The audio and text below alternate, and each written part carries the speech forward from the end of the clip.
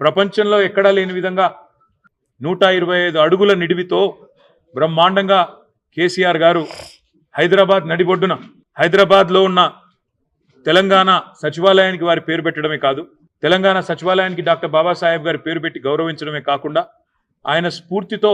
నిరంతరం అక్కడ కూర్చునే పాలకులు పరిపాలించాలని ఎల్లవేళలా ఆయన మనకు దిశానిర్దేశం చేసే విధంగా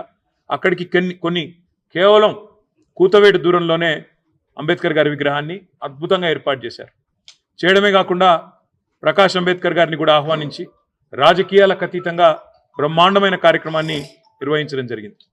ఈరోజు ఈ ప్రభుత్వాన్ని నేను అడుగుతా ఉన్నాను, ఇవాళ మీరు నిర్బంధిస్తున్నది, అణిచివేస్తున్నది మమ్మల్ని కాదు, భారత రాష్ట్ర సమితి నాయకులను కాదు, మిమ్మల్ని ప్రశ్నిస్తున్న వాళ్ళని కాదు, మీరు నిర్బంధిస్తున్నది ఆ 125 ఫీట్ల ఎత్తున ఈరోజు మొత్తం హైదరాబాద్ను మొత్తం భారతదేశానికి స్ఫూర్తినిచ్చే విధంగా అక్కడ నిలుచొని ఉన్న